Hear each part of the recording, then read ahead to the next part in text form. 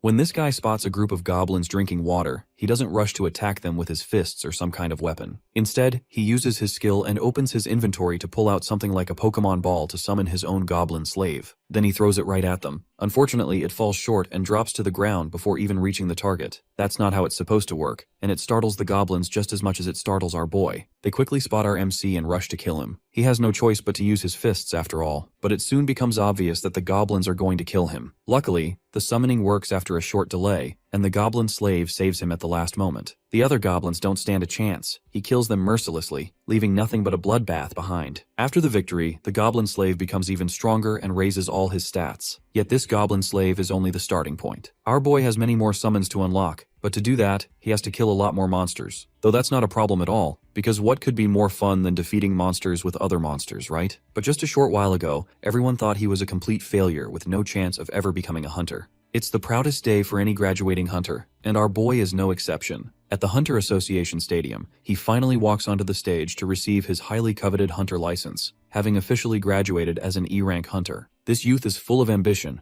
having worked his ass off to reach this point. You see, he is an awakener of the lowest rank, meaning he was born into this world playing on hard mode. He literally had to study twice as much as a regular awakener just to bridge the gap left by his mediocre rank. However, hitting the books hard did help him accumulate so much knowledge about dungeons and monsters that he currently stands at the pinnacle of theory, leaving even the most blessed awakeners in the dust. So, in this moment, he feels a deep sense of pride. At long last, he's being granted the privilege of becoming a real hunter. Unfortunately, the cold and harsh attendant distributing the certificates ruins everything. That arrogant man literally tears his certificate in two, claiming that being an E-rank hunter is worthless. Hanul might have been granted the title, but he can't function as an official hunter with such an abysmal standing. All the theoretical and tactical knowledge he possesses is completely meaningless if he doesn't have a high rank to back it up. Simply put, all his effort so far has been a pointless grind. Crushed by this reality, Hanul eventually gives up on his dream of hunting monsters. He retreats into gaming to distract himself, but even after 7 years, he can't quite let it go. After all, without a solid career, he's living an aimless life, unsure of how to make a proper living. Right now, his only path forward is playing video games full-time. He has become obsessed with a game called Monsters Block Monsters, also called MBM. As the name suggests, you fight monsters using other monsters. Out of countless species, players are given the freedom to recruit and harness their unit's potential to push back hostile waves in this brutal tower defense game. On paper, the mechanics sound simple, but they are anything but simple. If you've ever played something like Bloons TD5, then you know what I'm talking about. This game demands rock-solid, rocket science-level placement strategies and optimal methods to push each unit to its absolute limit. It allows you to upgrade monsters, but the progression is agonizingly slow. Even if you manage to grind your ass off and upgrade units crucial to your strategy, their levels reset completely if they fall in battle. Permadeath is real here. There is absolutely no way to recover the stats of a deceased monster. While these unforgiving mechanics make the gameplay thrilling, they've also attracted a ton of hate, earning it the reputation of being a historically trash game. For instance, the game literally allows you to take down a magnificent 3-star ogre using just a 1-star goblin if your strategy is flawless. But as they say, one man's trash game is another man's treasure. Hanul actually earns a decent living by live streaming this game because his sharp, critical thinking allows him to beat it with ease. Consequently, he's earned the title of a hardcore veteran within its community, Monsters Block. Monsters has been his only lifeline since his hunter career tanked. Unfortunately, he won't be able to pursue this path much longer, as this will be his last day playing this game. After all, the game developers are shutting it down.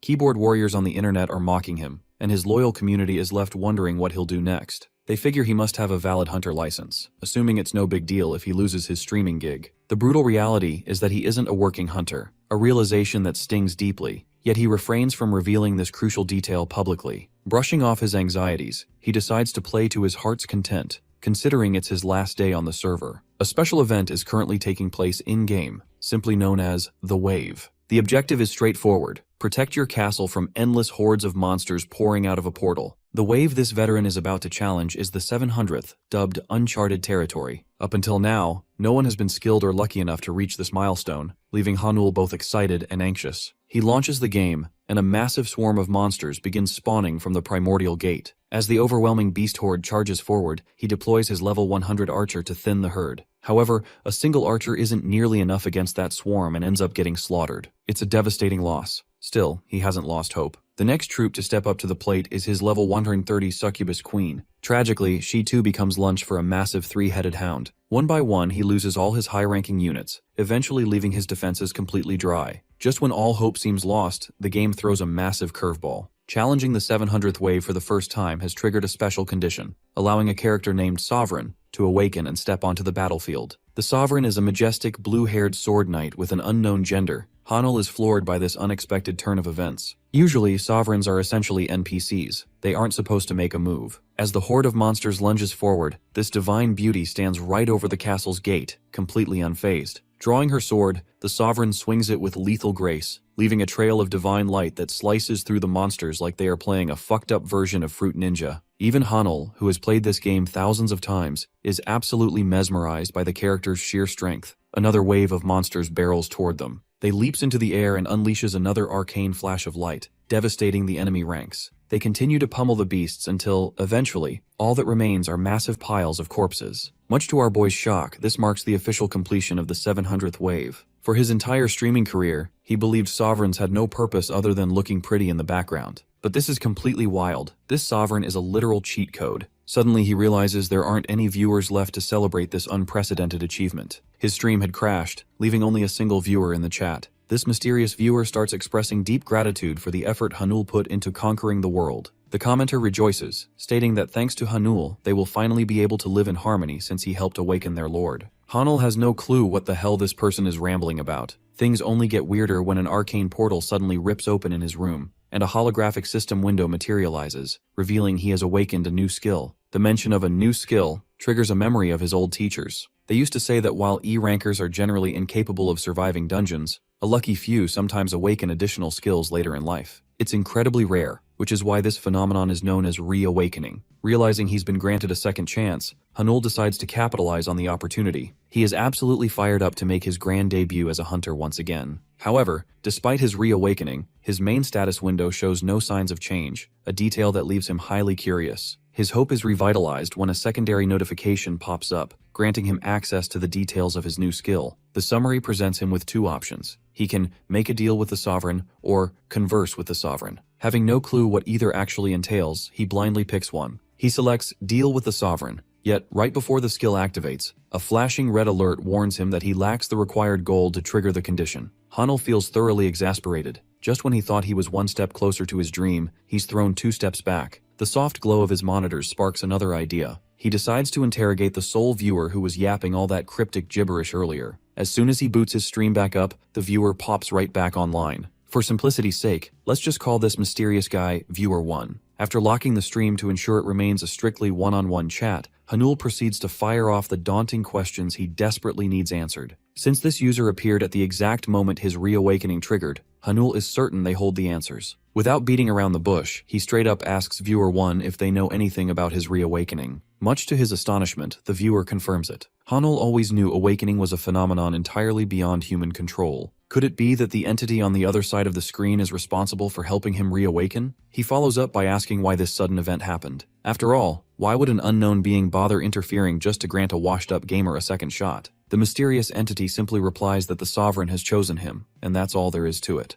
As for why the Lord is granting this massive favor, it's solely because Hanul was the catalyst who awakened their Lord in the first place. The entity reassures him that the thick cloud of confusion currently muddling his thoughts will naturally disperse with time. As for the newly granted skills, Hanul should simply consider them a token of their Lord's profound gratitude. Hanul drops the interrogation, now strictly focused on figuring out how to actually utilize these new gifts. The skill titled Conversation with the Sovereign has a cooldown, meaning he has to wait before activating it. He accepts that, but he demands to know why the other skill is currently locked behind a paywall. The mysterious entity suddenly realizes its oversight and immediately rectifies the mistake by directly depositing 50 gold into Hanul's system wallet. Now flush with the required currency, Hanul can finally test his skills to his heart's content and piece the puzzle together at his own pace. With its duty fulfilled, the entity bids him farewell and logs off the stream. Hanul is totally lost. He even tries pinching himself just to make sure he isn't trapped in some stupid, hyper-realistic dream. Regardless, one thing is absolutely certain. This reawakening isn't just a random fluke. This mysterious entity known as the Lord is directly behind it. Suddenly, a system notification pings, alerting him to a 50 gold deposit. This newly acquired currency finally allows him to activate his skill, Deal with the Sovereign. Instantly, a massive digital storefront materializes right in front of him, displaying a long list of monsters available for purchase. Looking at his wallet, the only unit he can currently afford with his measly 50 gold is a slave goblin. Everything else is outrageously expensive. The most expensive character on the roster is the Sovereign themselves,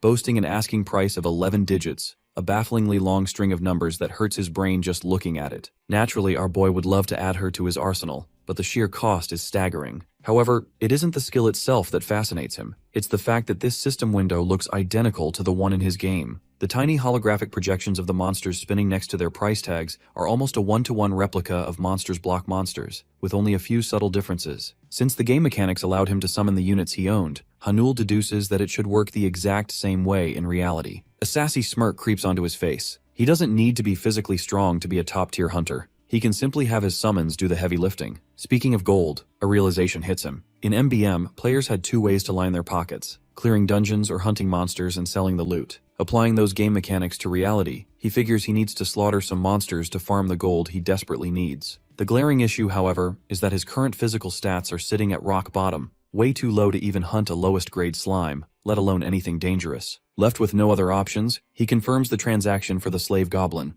A blue Pokeball consisting of his slave goblin materializes in reality. The scene shifts to the bustling Hunter Association building. Hanul is here to officially register himself as a solo E-rank hunter. After the receptionist pulls up his fresh record, she finds 4 available jobs suited for a rookie of his standing. Hanul carefully compares the options and deliberately settles on the one that seems the least suitable for his meager physical abilities: a goblin extermination quest in a remote village behind the mountains. The attendant quickly warns him that the designated area is completely out of reach for emergency support. If shit hits the fan, he will be entirely on his own. But that is exactly what our boy wants. The last thing he needs right now is to attract unwanted attention. While feeling a pang of pity for someone so young potentially throwing his life away, the attendant updates his status. Following biometric verification, the registration process concludes, and she promises to text him the relevant mission details. Hanul is cleared for deployment and practically buzzing with anticipation for his debut. Upon finally arriving at the remote village, the client who issued the commission comes rushing out to meet him. The old man is overwhelmingly grateful that a brave hunter actually accepted his request. After all, very few awakeners would volunteer to trek all the way out here for such a pitiful payout. Even so, the elder looks skeptical that a scrawny kid like Hanul can handle those nasty creatures alone. He genuinely worries for our boy's safety. Appreciating the old man's sincerity, Hanul flashes a confident smile and reassures him that he won't let those vile creatures defile the village any longer. Venturing deep into the forest where the goblin nest is supposedly located, Hanul stumbles upon a rather unexpected sight. Instead of acting like disheveled creatures driven by primal instincts, this group of goblins is casually chilling by a stream, drinking water like regular humans. Brushing off the weirdness, Hanul opens his inventory and pulls out his newly acquired familiar, which is currently resting in its blue blob form. Channeling his inner Pokemon trainer, he throws the blue Pokeball at blazing speed toward the creatures. The sphere lands right in front of the bewildered goblins. For a tense second, absolutely nothing happens. Hanul finds himself in incredibly hot water. His Pokeball seemingly failed to deploy. Realizing the human standing before them is hostile, the goblins instantly bare their sharp claws and close the distance, ready to rip him to shreds. Knowing he has no other choice, Hanul braces himself to fight barehanded. Instead of fleeing, he balls up his fist, ready to throw a desperate counterpunch. However, just as a green menace is about to sink its claws into him, the system finally triggers. The goblin summon makes a badass, explosive entry, materializing out of thin air and brutally knocking the hostile monster away with a massive club. Seeing his summon up close makes something click in Hanul's brain. When he first started streaming MBM, the very first monster he obtained was a standard slave goblin. Over time, he had equipped that lowly minion with god-tier items, evolving the trash-tier creature into an absolute chad that soloed 100 waves of ferocious monsters completely unassisted. He had named that goblin Gono. Looking at the familiar stats, it becomes glaringly obvious. This creature is rocking the exact same top-of-the-line A-rank equipment Hanul had grinded for. This solidifies his belief this is his Gono, brought to life. Gono goes absolutely batshit crazy, literally tearing the 2 frontline goblins limb from limb. The third and final goblin, utilizing its last few remaining brain cells, turns and bolts in the opposite direction. Unfortunately for the fleeing monster, Gono is equipped with Raven's wingbeat shoes. Moving like a literal flash of lightning, the familiar zips across the clearing and splits the final goblin into pieces before it can even scream.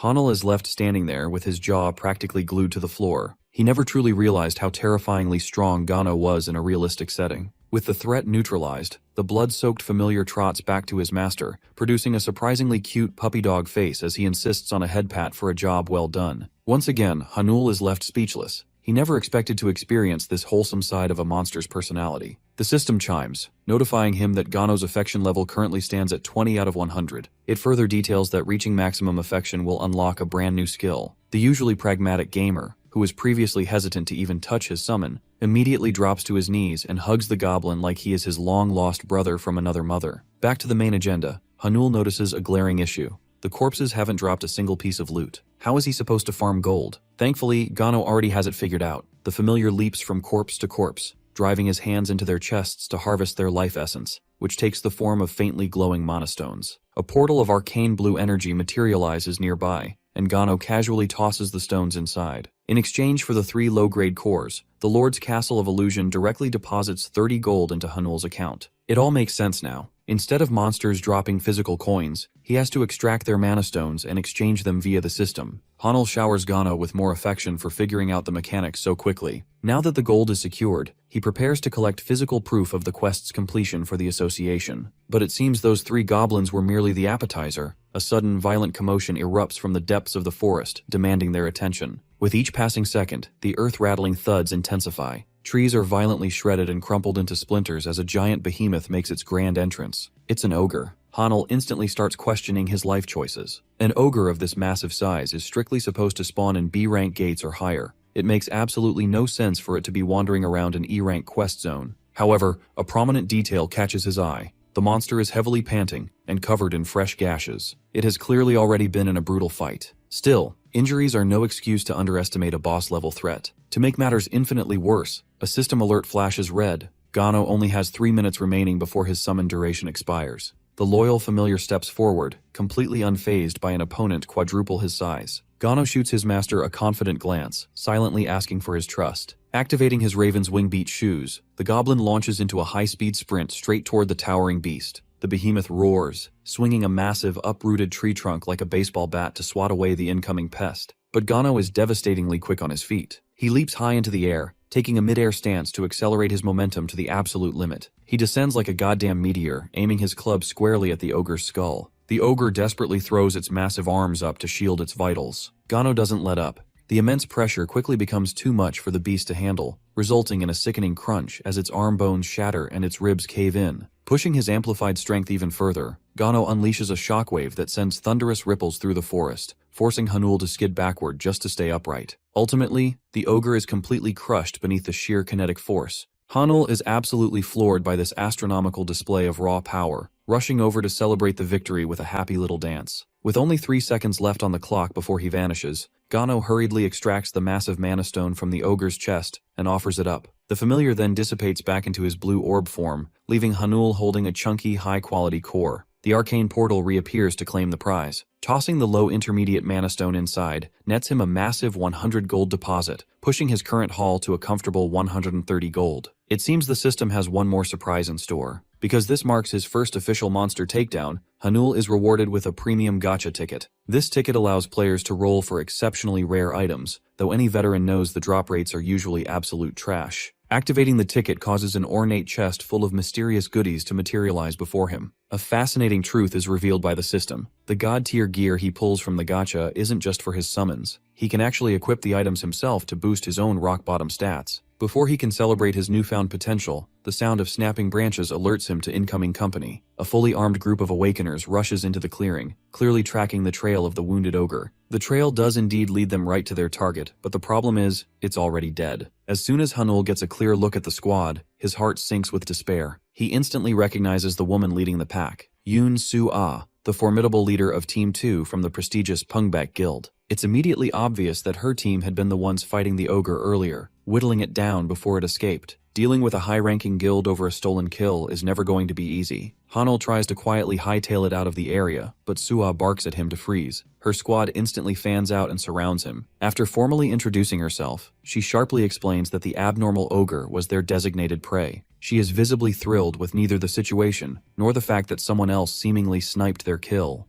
It's an incredibly tense situation for our boy. Sua glances at the fallen ogre, wondering just how this guy managed to defeat the monster alone, even if they had been wounded in the fight. 3 of them as B ranks were trying their hardest to defeat and couldn't, and judging from this information, she concludes that this guy must at least be an A rank. Reacting accordingly, she extends her hand, introduces herself as Sua from the Poonback Guild. The baddie wants to see what kind of guy she's dealing with, so Hanul reacts calmly with an introduction of his own. The shocking part is that Sua can sense that an archangel is actually interested in the person standing in front of her. This annoys her, and she just can't place a finger on what makes this simple-looking guy so special. Curious about his abilities, she asks Hanul if he hunted the monster alone. He vaguely replies, admitting that he did. This puts her on edge, making her wonder if this dude is hiding something. She then explains that they were the ones involved with the ogre's previous battle, and how she's glad that he managed to stop the monster before any damage could be caused. Our boy casually responds by saying that he got lucky, but Sua knows that he's saying bullshit because an ogre can't be killed by luck alone.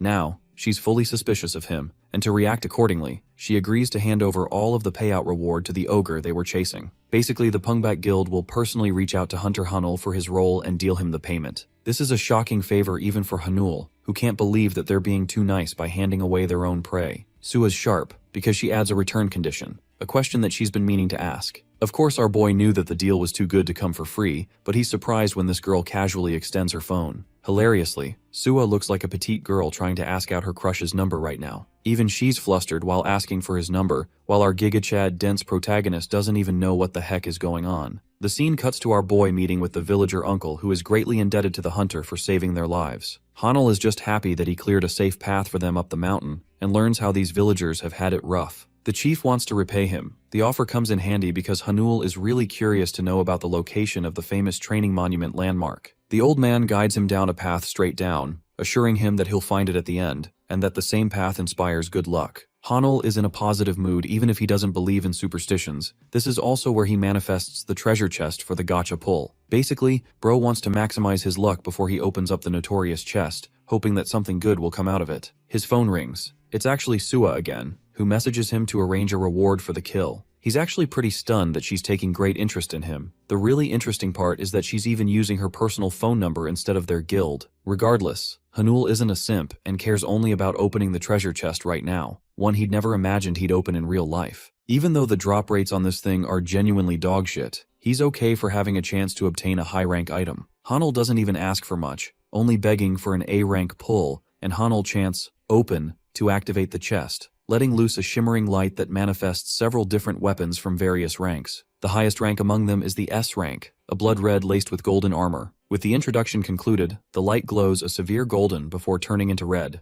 Our boy lays his eyes on the supreme artifact in awe, as the scene ambiguously cuts off from his reward. Back at home, Hanul sits pondering the current situation. Though he's found a way to amass gold, right now his hurdle is selecting to train his monsters, not knowing what's the issue with the system. On his current monster sheet, he can hire a goblin fighter, but to his shock, an ogre berserker is also available. A typical warrior goblin costs 70 gold, so that's not the issue. But the confusing part is the berserker ogre, which costs a whopping 420 gold, and even though it's out of his league, it's still available for hire. Suddenly, it clicks in our boy's head. The system only allows him to hire monsters that he's personally killed. If that story checks out, then it is understandable why only the goblins and ogre classes are unlocked, despite the gold difference. This means that Hanul personally has to hunt these monsters, and though it seems like a difficult requirement, with his earlier gacha pull, things look believable. By the way, bro didn't get that armor, and instead acquired unique grade glasses, buffing his stats and giving him a skill. He's actually surprised that a unique grade item even came to him. The artifact is top quality and is one of a kind. By the way, a unique grade item in the game is better than 3 or more A-rank items combined, making it an amazing pull. With the glasses, he decides to wear them to test their usage.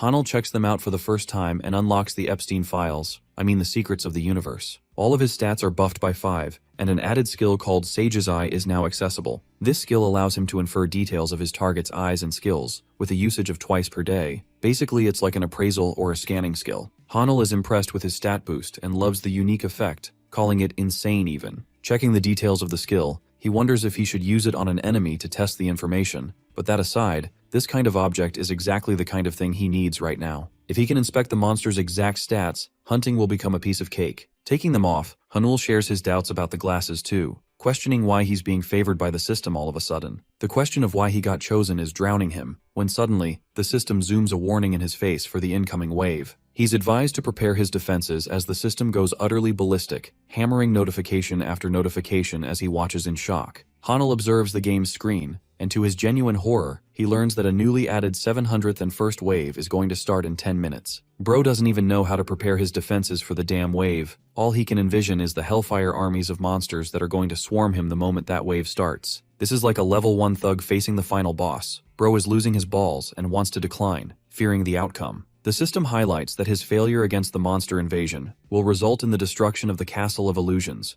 which means every single power he has available to him will collapse. And here comes the neat part. Hanul watches the future as he sees cities burning in the utter destruction of the world. Failure is death. The wave is about to begin, and Bro is questioning how he's going to stop those damn monsters. The blue gate spirals like a portal, resembling the exact one from the game, but Hanul is confused on why he's being forced to participate. Then there's the fact that his own participation results in a catastrophic world goes fuck all penalty. It's a genuinely crazy downside, but the system's decided it's round and will commence the wave in 10 minutes. Knowing that he can't overthink the current situation and merely has to act, our boy consolidates his goal to stop the monsters. The game has always been a simple defense game, with the objective of blocking monsters from attacking the castle. Think of it like a tower defense game, but because of this game's agonizing difficulty levels like Hollow Knight, strategy is the main element needed to stop the monsters, and even summoning them in the correct paces. Several defensive structures from the unified castle must be utilized alongside a bunch of items. After cooperating with all of these factors, the best strategy and tactics for each situation is devised.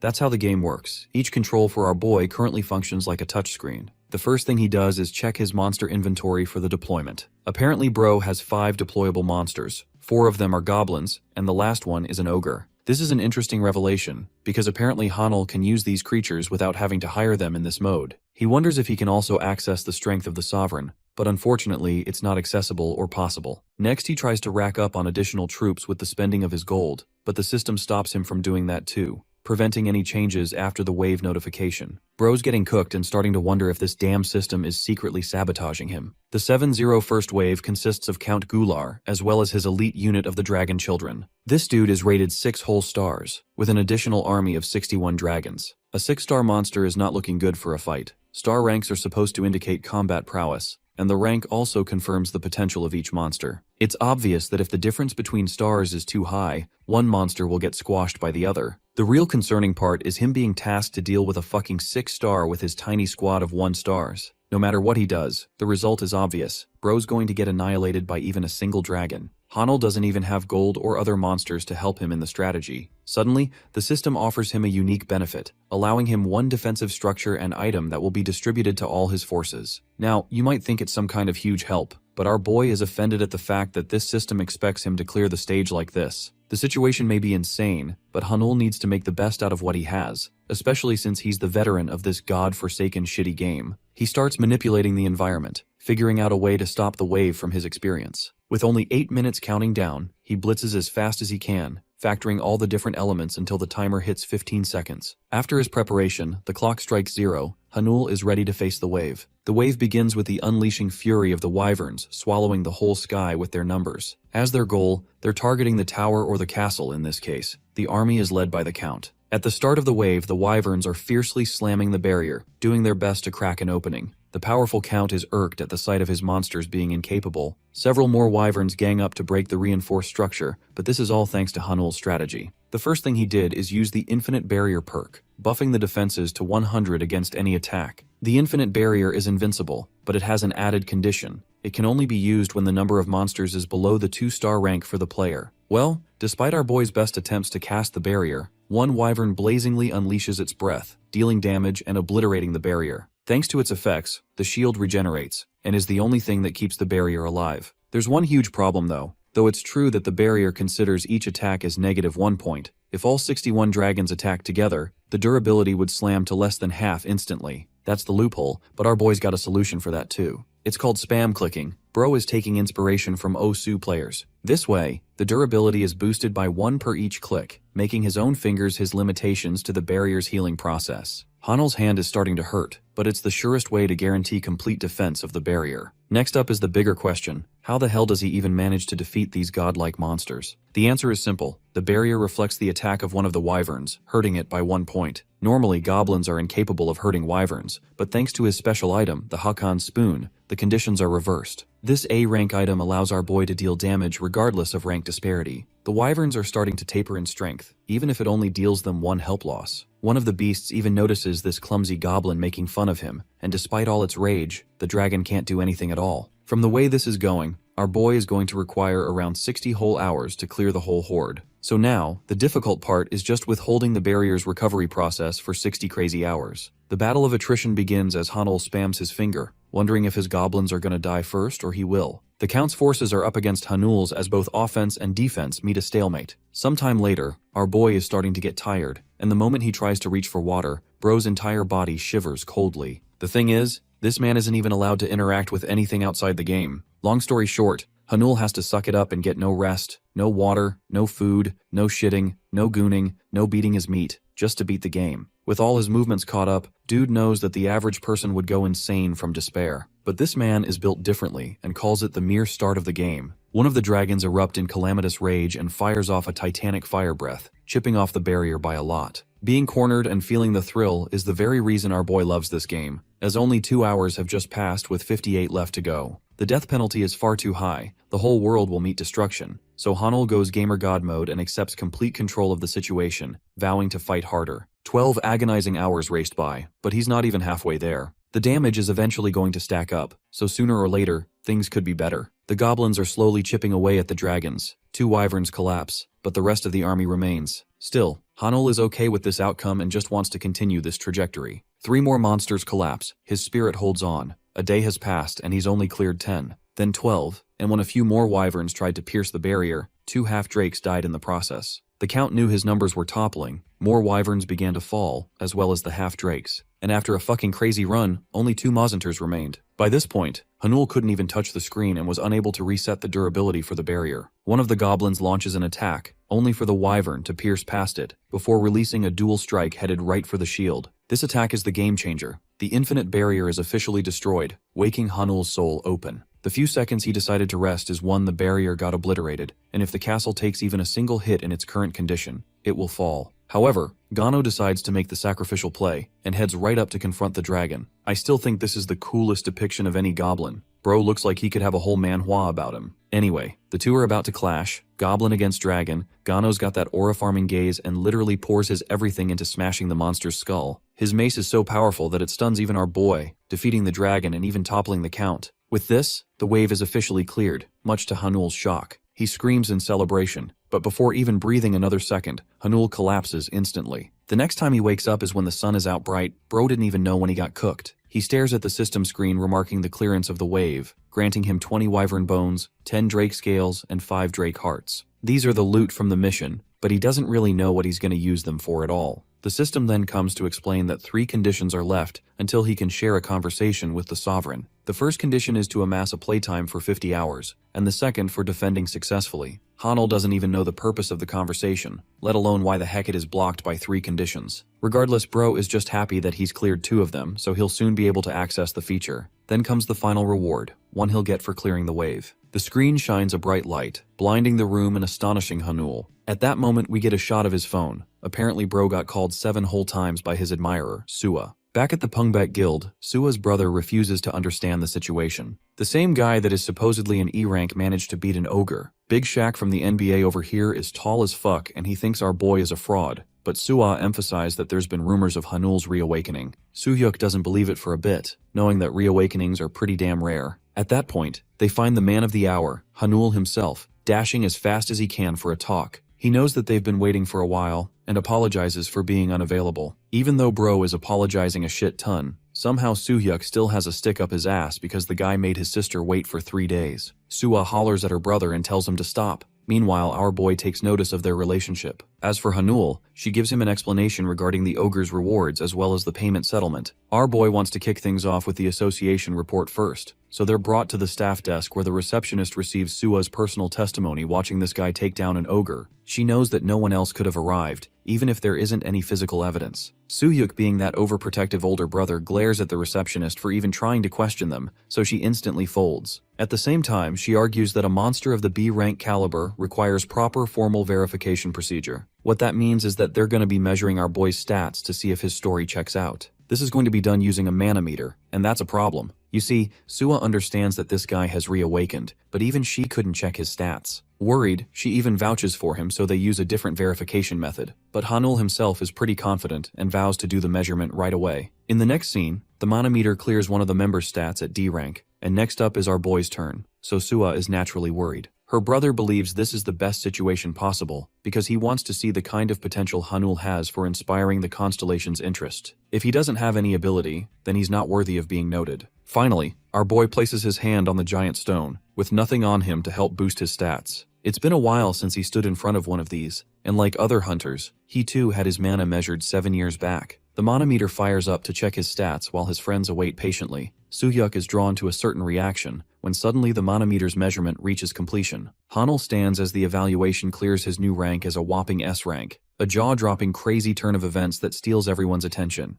The S-rank descriptor is something that not even Hanul himself had any idea about until he got the final reward for the mission. You see, back then, he acquired a new skill. It's called the Lord's Afterimage, which adds the strongest monster of the previous wave's stats to the player's stats. However, the stat is only accessible for 30 minutes and can only be used once per day. Basically, Bro can use Count Gular's stats for the allotted time period, and that's what he did, buffing himself to obscene levels. He got the perfect skill for the measurement, because while the skill is active, his powers are comparable to an S rank. No one can feel a thing. The world will simply consider him an S rank rookie. Both siblings are stunned. Even Soo-hyuk has to offer a compliment despite his hesitation. With the measurement concluded, he is officially recognized as the person to defeat the ogre. One of the members assures him that it's all they needed. Hanul thanks the siblings for helping him progress the process smoothly. He wants to head out straight away, but as he's leaving, Soo-hyuk stops him for a chat over coffee. He is inviting him as the vice guild leader too, so it's a grand invitation that catches the attention of everyone else. The people are interested in this development, only for our boy to act extra smug by rejecting the offer, believing that he only needs Sua for any information regarding the guild. Saying so,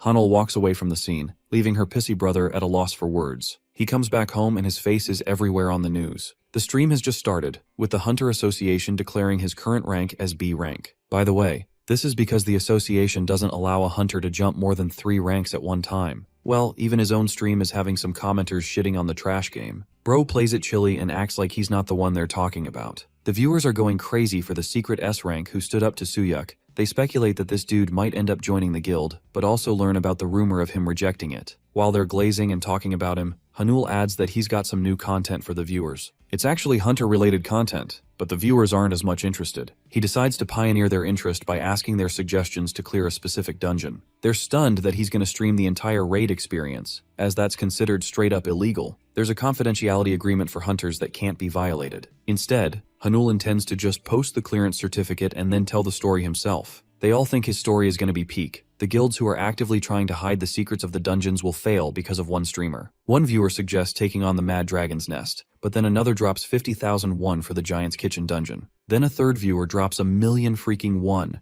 begging him to rip off the Queen's legs in the Spider's Forest. The difference between 50,000 and 1,000,000 is insane, but the donations are even overwhelming for our boy. He tells them to calm down and stares up at the highest notification. 10 freaking million won have been allotted to him, earning the shock and attention of every other viewer. Bro's got a whale for a fan, but in reality, it's the assistant of the sovereign who wants to talk to our boy. Hanul can only wonder where he's being sent for such an enormous amount, so he asks for the viewer's recommendation. The entity responds by suggesting he head to the deepest part of the Garden of Meditation. The other viewers believe this request is a death trap, because no one has ever been able to clear it. The Garden of Meditation has 3 whole sectors: the entrance, the lake, and the deepest part. The entrance is relatively considered safe for a hunting ground. The real kicker is the lake in the center, inviting new levels of danger. Nobody even knows what the deepest part holds because they couldn't get past the lake. The only person who managed to get this far was Soo-hyuk himself, who reached his limits and stopped progressing further. And now, he's being asked for that same mission, which is impossible even in Hanul's own analysis. Viewer 1 adds that he doesn't have to clear the dungeon itself. He is fine with the mission as long as Hanul reaches the deepest part. This changes up the difficulty a bit,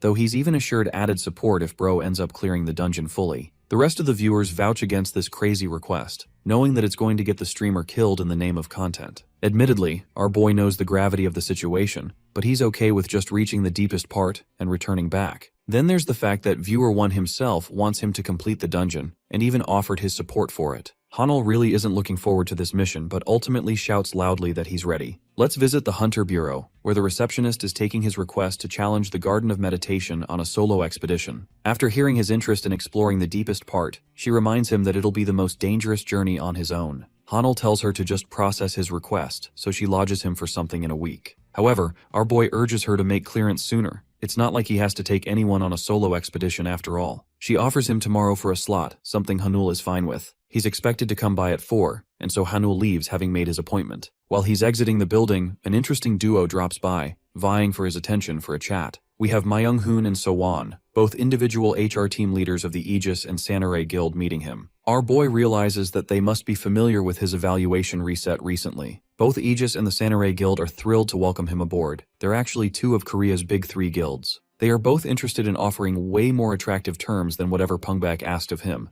But our boy is genuinely uninterested in any guild conversation and walks away focusing on his mission. He doesn't really have any consideration for joining a guild as it will hold him back. What he needs to prioritize is the dungeon. And speaking of it, Soo-hyuk receives a fresh report from our boy himself about his mission. Hanul explains his intention to reach the deepest part, the same part that not even Soo-hyuk couldn't reach. That's why he's calling the S-ranker for information. Of course, Soo-hyuk knows that he doesn't have to give up anything until our boy reveals that he's got a secret way to clear the dungeon. This statement stuns the vice leader, while our boy assures him that he'll publicly announce that he cleared the dungeon with Pungbek's help. This creates an equal incentive to share the information, which is why Soo-hyuk is willing, though he's curious if Hanul really has a way to clear this dungeon. Our boy asserts his confirmation, so the vice leader acts upon another proposal, urging him to join the guild. Of course, our boy denies immediately. Right when Soo-hyuk tries to pretend that he's the only one showing interest, Hanul shares that both Aegis and Samurai guilds have respectively contacted him too. This information hits the vice leader like a truck, because it only confirms that the other 2 leaders are making a move on the fly. Hanul presses on, believing that Pungbak's offer holds little regard to him. Defeated in the negotiation, Soo-hyuk agrees and makes one thing deliberately clear. He doesn't have any information on the deepest part, and that the dungeon structure could have changed over the course of the year. Hanul is okay with that and makes the best of what he can. He arrives at the designated spot wearing his glasses, and immediately the men in front of him take notice. Kwangsu introduces himself as one of the Bulgul Guild. Our boy returns the greeting, but the baldy already knows a crap ton about the kid thanks to the evaluation. He's a stuck-up who hasn't worked with an S rank before and takes issue with our boy applying solo. Bro's a sore loser and rudely explains that his guild has a mission to carry out, so he's not going to offer any help at all. Feeling no threat at all, Hanul agrees to the setting. Egghead walks away acting like S rank means nothing in a real fight. Even Hanul didn't expect these guys to be on their period on the first day. He's lucky to have gotten in, but for dungeons like these, a minimum party size is required with a month-long reservation. The party members have waited for a while and our boy managed to get in on day 1, so they're upset about that. Regardless, he activates his Sage's Eye to infer their ranks. All of them are garbage and won't be able to keep up with our boy in the deeper parts. This means they could be being used for spying. Regardless, Hanul knows he won't be running into them. The baldhead turns back to question why he's smirking.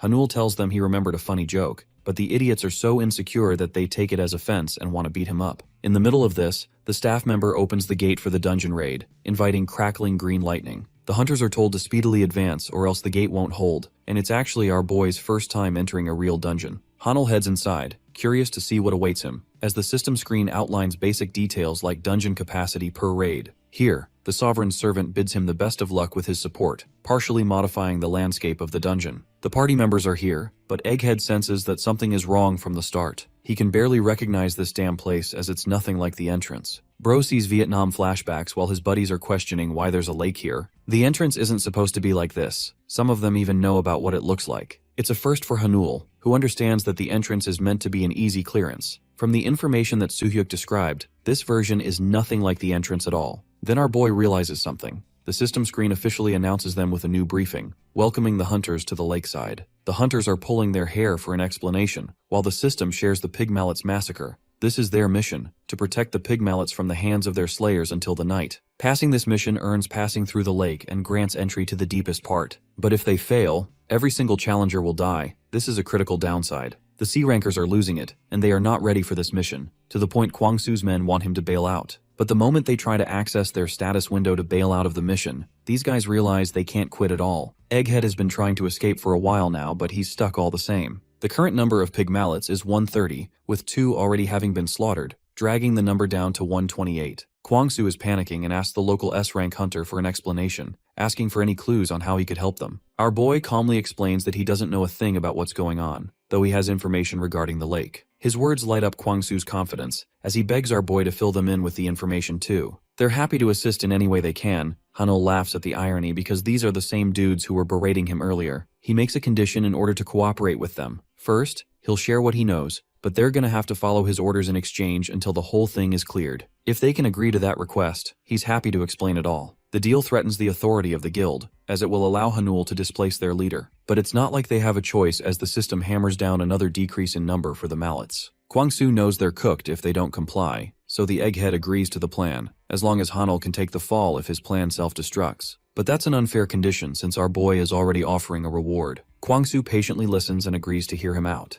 Hanul explains the details of the terrain they're dealing with. He maps out the exact structure of the lake sector. The massive lake situated at the dead center of it streams all over the forest in a web pattern. Even the egghead is stunned by his rich information sources, but Hanul keeps it simple and explains that he's got a scouting skill. Kwang Su is shocked and feels happy because they could never get lost with this guy on their side. Even the layout is in cohesion with the information Suhyuk shared. More precisely, what's happening right now is that our boy is using the sacred map given to him by Viewer 1. It's a gift from the castle, so he doesn't have to do much of the heavy lifting. The mission is pretty simple. They'll save the pig mallets from being slaughtered, but that means locating them is important too. All of them reside in the wetlands, so there are 8 total nesting zones to target. From then on, they just have to dash quickly before the Slayer has the chance to eradicate a zone. Hanul intends to gather them into a collective spot for easier defense. That's about the start of the plan, and he wants them to act immediately as the number topples further down. Even as they're not doing anything, they're losing numbers, and because of that urgency, Kwang Su's group blasts away to locate the zones. Though he's curious what the S-rank hunter intends to do, to which Hanul explains that he'll handle the pig mallet solo. The guild leader leaves him to his business, allowing our boy the privacy he's been meaning to have. His goal is to scout the area using the map of the lake. Apparently there's a hidden mission in this zone with a special reward, and our boy mainly wants to fulfill that mission. The hunt is about to begin, but first, he needs to figure out 2 things during the scouting. The hidden mission itself, and then the identity of the slayers killing the pig mallets. Apparently there are several kinds of monsters here, so he's gotta know who they are. Spying on a group, Hanul observes a bunch of lizardmen looking beefy as hell. He's actually stunned and realizes that these guys must be the slaughterers responsible for killing the pig mallets. His plan just got a whole lot more complicated, because even though the lizardmen are only at a D rank level, a huge pack of them is a pain in the ass to deal with. Knowing he shouldn't engage in combat,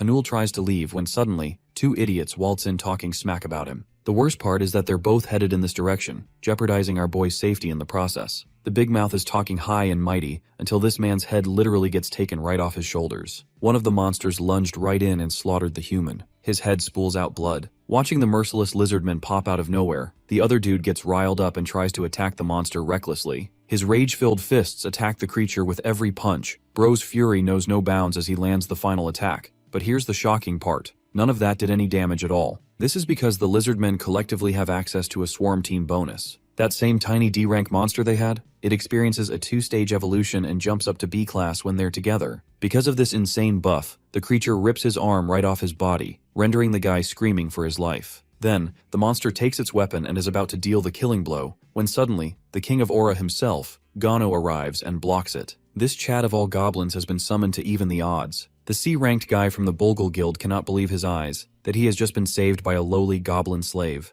Hanul shows up from behind and reminds the big guy that he asked them to stay at their designated places in the dungeon. The big guy explains that he simply got lost along the way, and somehow ended up in this section by mistake. Hanul tells him to retreat and take care of his wounds while he handles the lizard man himself. He then orders Gano to quickly clear the surrounding monsters. He is already short on time and still needs to locate a special quest hidden somewhere in the dungeon. Gano moves immediately and activates Raven's wingbeat. He dashes past the lizard men so fast that they can barely track his movement. The named goblin slave takes down one monster after another before the lizard men even realize what is going on. Meanwhile, Hanul stands calmly, watching the fight while enjoying as a spectator. Even though the lizards heavily outnumber Gano, He knows they stand no chance against him. Just then, one of the lizard men seems to use all its brain cells at once. It realizes that attacking Hanul directly might be their only option and suddenly leaps at him, aiming for a one-shot kill. Hanul instantly activates Lord's Afterimage and draws the stats he gained from Count Gular in the previous wave. Getting S-rank strength for half an hour, he easily knocks the monster away as if it were nothing. By that time, Gano has already finished clearing the remaining brain-dead lizards. Hanul praises his goblin servant and pats him, even though he finds the whole interaction slightly sus, and as expected, the goblin blushes while the affinity increases by another 10 points. He then sells the mana stones he collected and earns some easy gold. Since this is his first time selling a lizard man stone, the Lord's Castle of Illusion grants him a bonus reward. Luckily, once again he hits the jackpot and receives another gacha pull ticket, which he decides he will spin only after the mission is fully taken care of. Gano then taps at his wrist, trying to remind Hanul that his time limit is about to run out. Just as Hanul starts wondering whether there is any possible way to deal with the ticking timer, the goblin slave suddenly begins to resemble those greedy goblins obsessed with gold. At that exact moment, the system pops up with a notification, informing him that he can simply pay 5 gold for every additional 10 minutes if he wants to keep his monster summoned longer. The streamer dude finds this move extremely lowly of the system,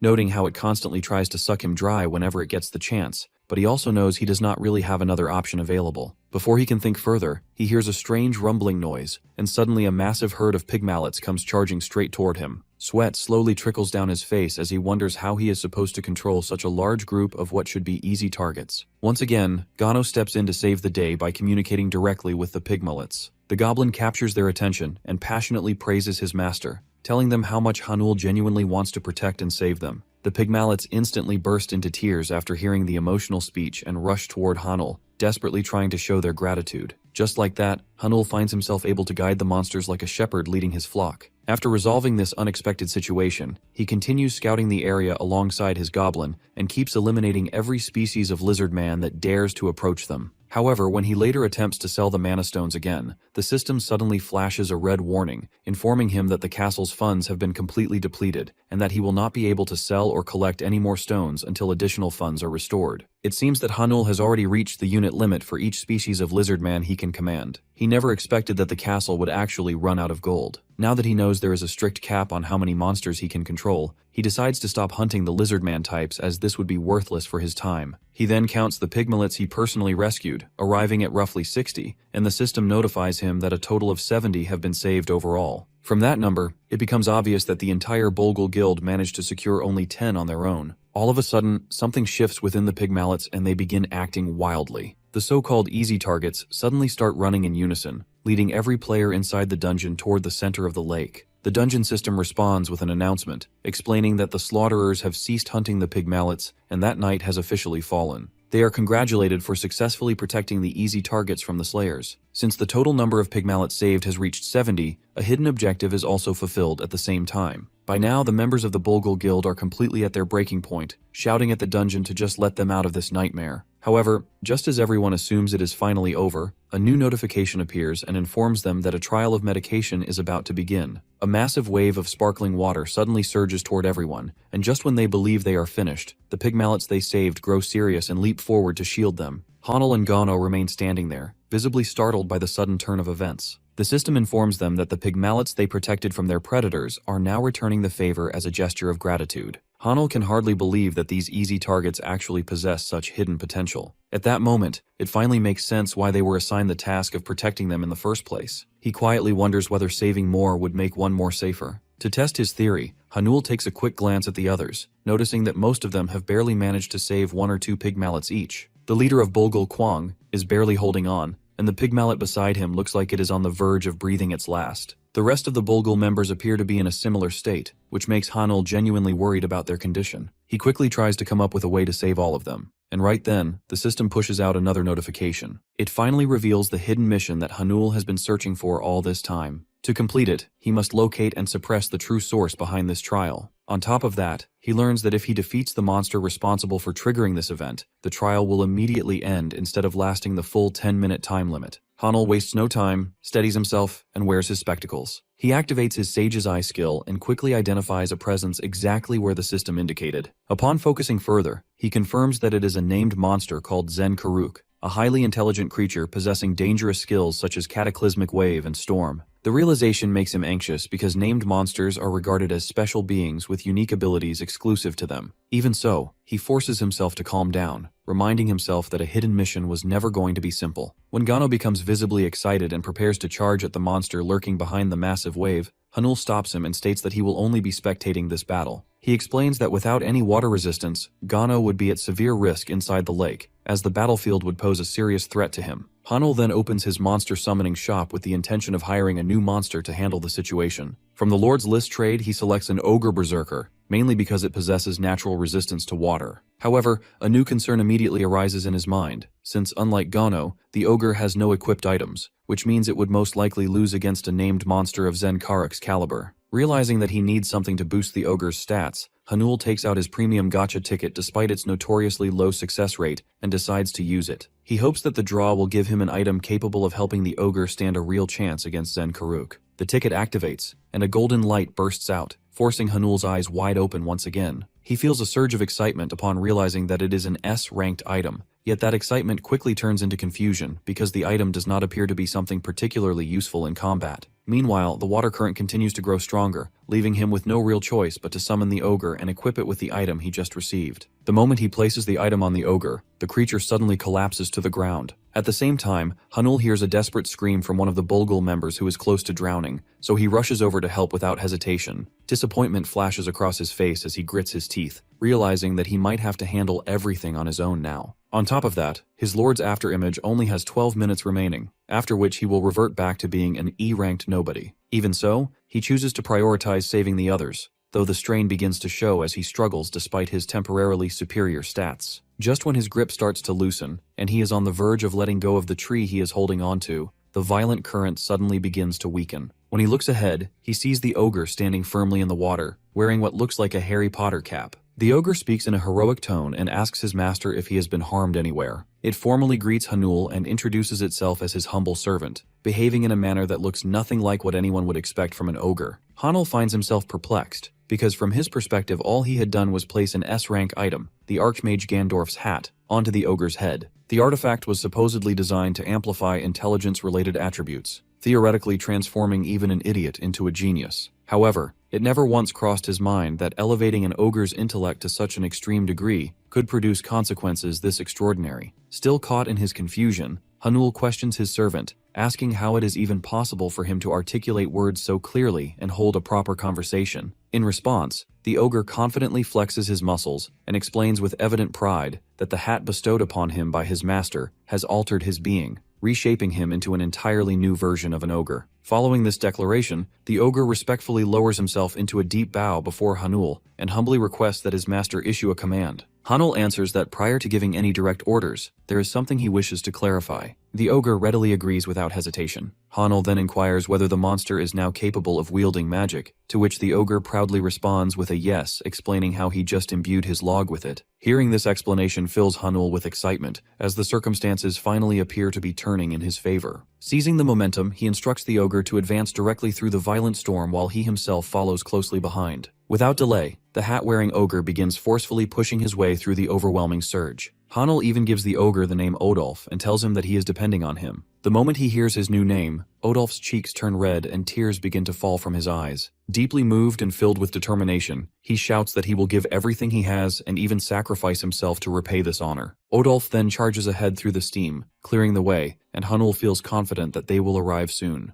This sudden change makes Zenkaruk uneasy, as he realizes that someone has managed to outsmart his magic. Although he believes that whoever did this cannot be an ordinary mage, he still remains confident that breaking through his barrier will not be easy. Meanwhile, Odolf reaches the barrier and is immediately stopped by it. He informs Hanul about the blockage, and Hanul tells him to keep striking the same spot over and over, hoping that repeated force in one area might eventually break it. The ogre starts explaining, using logic and mathematics, why this multi-layered formula barrier cannot be destroyed, but Hanul interrupts him and tells him to stop overthinking and just smash it with raw strength instead of relying on magic alone. Even though it makes no sense to him, the servant humbly follows the order and begins hitting the barrier relentlessly, swinging as if he were playing a baseball match. Zen Karuk grows more anxious as he notices the barrier weakening, but he remains calm, believing that a mere ogre cannot possibly overcome his catastrophic wave. He thinks it is impossible for anyone to master both strength and magic simultaneously, and while he continues to talk about how unbreakable the barrier is, it unexpectedly shatters. This completely surprises the lizard Zen Karuk. He tells himself that only an ogre who is also a mage could manage something like this, which should be almost impossible. Looking at the ogre wearing a mage's cap, he cannot believe that his magic seal has been broken. He starts wondering if the ogre is actually an ogre shaman. When Hanul asks the lizard if he is Zen Karuk, the lizard does not respond. Instead, he focuses entirely on attacking the enemies in front of him. He assumes that the ogre shaman must have drained a lot of mana, and that this will give him the advantage over a weakened foe. Just as the lizard is about to cast a powerful attack that could kill anyone instantly, Hanul tells Odolf to try a long-range spell to interrupt it. Hanul expects a fireball or something similar, followed by a charge at the enemy, but the ogre simply throws the log at Zen Karuk. The lizard does not notice that a real log is coming at him, and arrogantly claims that he has already won, insisting that no magic can break his barrier, and that he had anticipated this attack. However, when the log finally hits, all of the lizard man's confidence shatters instantly like fragile glass, and he collapses defeated on the spot. Hanul turns to his massive servant and comments that the spell he used merely looked like a log being thrown, and Odolf immediately apologizes, explaining that he has not yet learned any proper spells. The scene then shifts to the Pungbak Guild headquarters, where the leader is being pressured to hire the newly awakened S-ranked hunter Hanul quickly, before their rivals get the chance to snatch him up. Despite their insistence, he sees no need to pursue some measly S-ranked hunter, since he already has so many to spare. Back in the dungeon, Zen Karuk has been successfully defeated. Odolf carefully picks up the mana stone and brings it over to Hanul. Hanul praises the big guy for his hard work, but Odolf humbly insists that it was only possible because of his master's guidance and support. After they finish exchanging words of acknowledgement and fighting for who gets the credit, Hanul sells the special soul stone to the castle. The castle then computes the rewards, which include a special zone development permit, another gacha ticket, and a small amount of gold, slightly reduced due to the lack of funds in the castle. Furthermore, Hanul now gains the ability to use Zen Karuk during his wave defenses. He decides to leave checking the rewards for later and heads back for the time being. When he returns, he finds only the blue-haired female hunter from the Bulgul Guild conscious. She immediately asks if he has managed to save them all, and thanks him humbly for his efforts.